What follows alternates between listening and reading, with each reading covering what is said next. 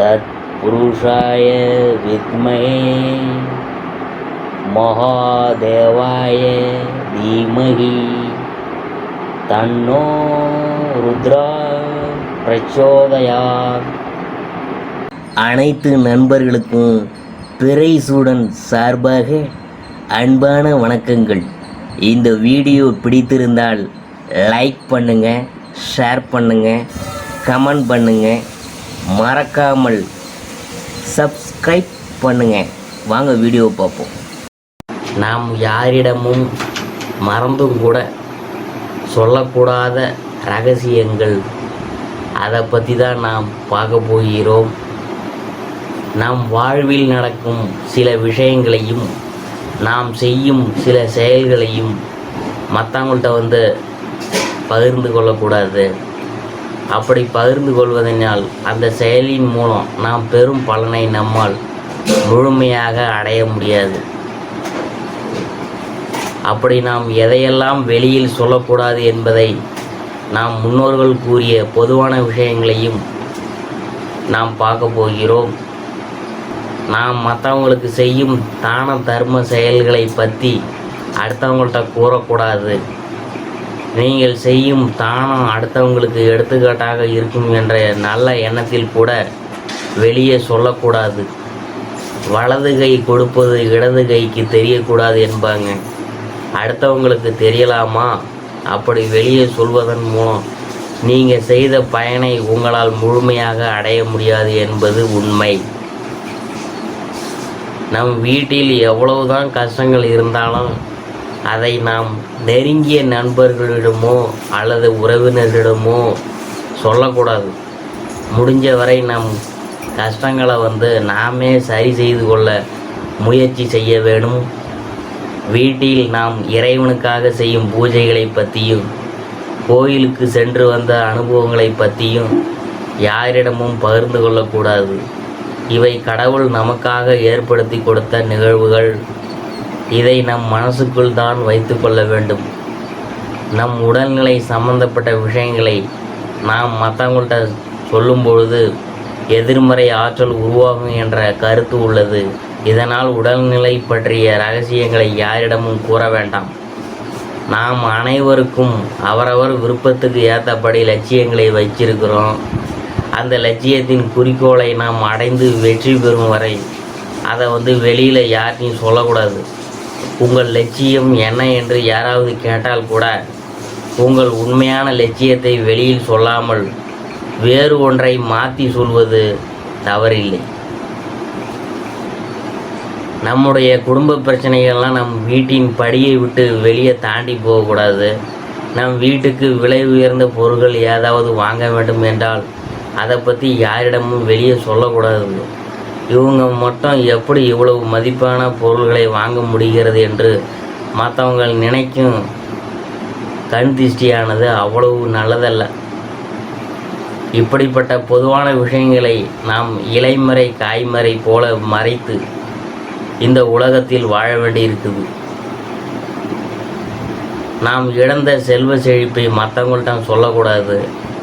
நமது சொந்த வாழ்வில் நடந்த சோக ரகசியங்கள் ரகசியமாகத்தான் இருக்கணும். கணவனின் நடத்தை பற்றி மனைவியும், மனைவியின் நடத்தை பற்றி கணவனும் வெளியில் யார்ட்டையும் சொல்லக்கூடாது.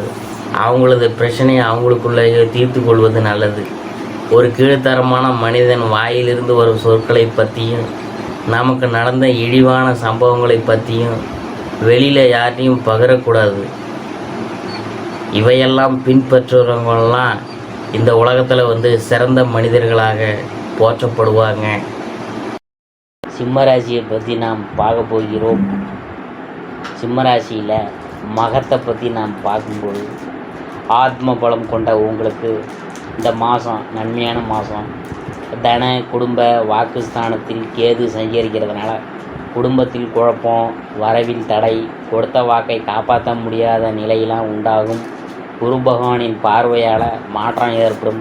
உடல்நிலையில் முன்னேற்றம் தோன்றும். தாய் வழி உறவுகளின் ஆதரவு உண்டாகும். எதிர்பார்த்த சந்தோஷம் கிடைக்கும்.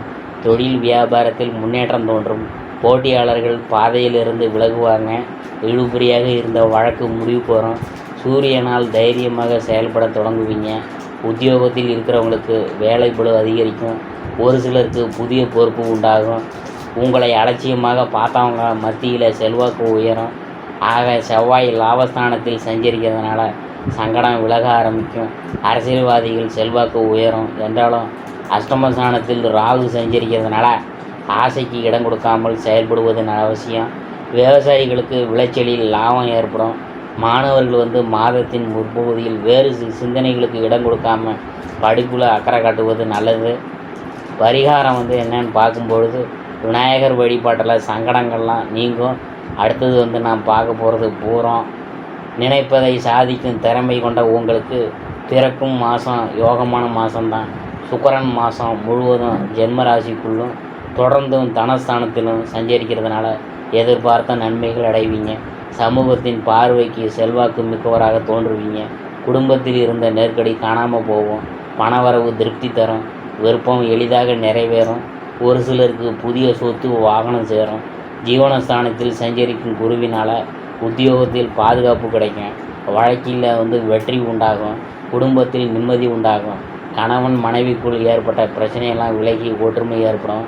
லாபஸ்தானத்தில் சஞ்சரிக்கும் செவ்வாயினால் ரியல் எஸ்டேட்டு, பில்டர்ஸு, விவசாயம், உணவகங்கள், செங்கல் வியாபாரம் லாபம் தரும். ராகு அஷ்டமஸ்தானத்தில் சஞ்சரிக்கிறதுனால உத்தியோகத்தில் இருக்கிறவங்க சட்டத்துக்கு உட்பட்டு நேர்மையாக செயல்படுவது நல்லது. அரசியல்வாதிகள் தலைமைக்கு கட்டுப்பட்டு செயல்படுறதுனால எதிர்பார்த்த முன்னேற்றம் உங்களுக்கு தாமதமாக கிடைக்கலாம். மாணவர்கள் படிப்பில் கூடுதல் கவனம் செலுத்துவது எதிர்காலத்தில் சிறந்த முன்னேற்றத்தை தரும். பரிகாரம் என்னன்னு பார்க்கும்பொழுது ரங்கநாதரை வழிபட வளம் உண்டாகும். அடுத்தபடியாக நாம் பார்க்க போகிறது உத்தரம் 1ஆம் பாதம். அதை பற்றி தான். எதிலும் முதலிடம் வகிக்கும் ஆற்றல் மிக்கவராக வாழ்ந்து வரும் உங்களுக்கு இந்த மாதம் ஒரு திட்டமிட்டு நீங்கள் செயல்பட வேண்டிய மாதம்தான். ராசிநாதன் ராசிக்குள்ளாகவே சஞ்சரிக்கிறதுனால எல்லாவற்றிலும் வேகம் இருக்கும். அதிரடியாக செயல்படுவீங்க. உங்கள் பலம் மற்றவங்களுக்கு தெரிய வரும். அதே நேரத்தில் உங்கள் அவசர செயல்கள் உங்களுக்கே சங்கடத்தையும் ஏற்படுத்தும். சுக்கிரனால் பொருளாதார நெருக்கடி விலகும். வரவேண்டிய பணம் வரும். தடைபட்டிருந்த வேலைகள் நடக்கும். ஒரு சிலருக்கு புதிய சொத்து சேரும். லாபஸ்தானத்தில் சஞ்சரிக்கும் செவ்வாயினால் பிரபலங்களால் நன்மைகள் ஏற்படும். தொழில் வியாபாரத்தில் லாபம் அதிகரிக்கும். மண்ணை தொட்டாலும் அது பொன்னாகும். குடும்ப சுக சத்ரு ஸ்தானங்களுக்கு குருவின் பார்வை உண்டாவதால் குடும்பத்தில் மகிழ்ச்சி அதிகரிக்கும். கணவன் மனைவிக்குள் ஏற்பட்ட பிரச்சனை விலகும். பணவரவு சந்தோஷத்தை ஏற்படுத்தும். உங்கள் எதிர்பார்ப்பு பூர்த்தியாகும். உடல்நிலை சீராகும். வழக்கு விவகாரம் சாதகமாகும். அரசியல்வாதிகள் செல்வாக்கு உயரும். ஒரு சிலர் தலைமையின் பாராட்டுக்கு ஆளாகுவாங்க. விவசாயத்தில் லாபம் தோன்றும். மாணவர்களுக்கு படிப்பில் ஆர்வம் உண்டாகும். பரிகாரம் என்னன்னு பார்க்கும்பொழுது நவகிரகத்திற்கு தீபம் ஏற்றி வழிபட்டோம்னா நன்மைகள்லாம் அதிகரிக்கும். இதுவரைக்கும் நம்ம பார்த்தது சிம்மராசியை பற்றி தான் நாம் பார்த்தோம்.